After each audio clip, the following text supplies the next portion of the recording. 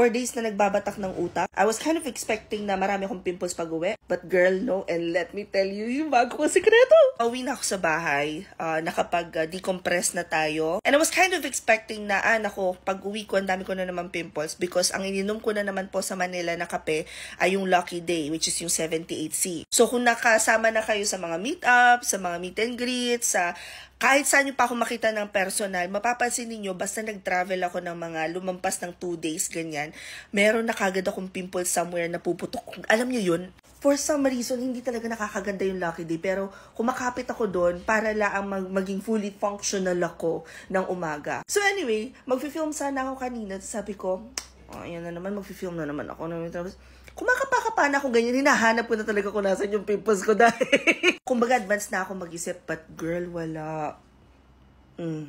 Eto mga luma na yung bakas ng nakalipas. Tsaka, may pores talaga ako, hindi makita sa camera, naka-filter kasi, but I can truly say na parang effective tong ginagawa ko. I started doing this about, I would say maybe over a year ago. Kasi nakita ko ginagawa siya ni Catherine. Teka, kukunin ko na sa bag pa pala yung ano.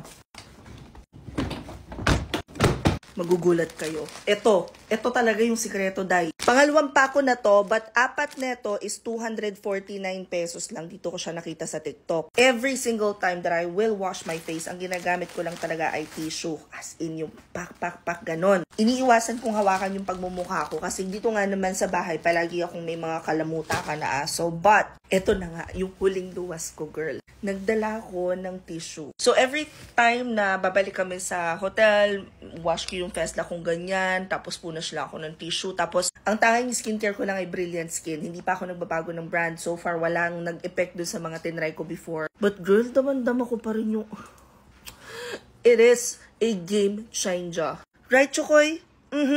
Love you. No, I'm not even sure if kay Catherine ko ba siya nakita. Basta alam ko, may isang sikat na celebrity na nag-share na ang pamunas niya sa mukha is tissue. And then I do remember my brother-in-law also said na isa sa naging factor nung high school is yung panyo na kung kung saan mo na nilamutak, ganyan pinunas, tapos yung pa yung ipupunas mo sa mukha mo. So, nung parang yung mukha ko ay pimples na tinubuan ng mukha, medyo naging conscious ako. I mean, ganyan talaga, asama talaga, day, ang grabe nung pinagdaanan ng mukha ko. So, I've been trying to identify saan nagsimula na umayos yung mukha ko. And, bukod sa maayos na pag-inom ng tubig, tapos nag-stick ako dun sa Brilliant Skin kung ano yung nag-work sa akin, tissue.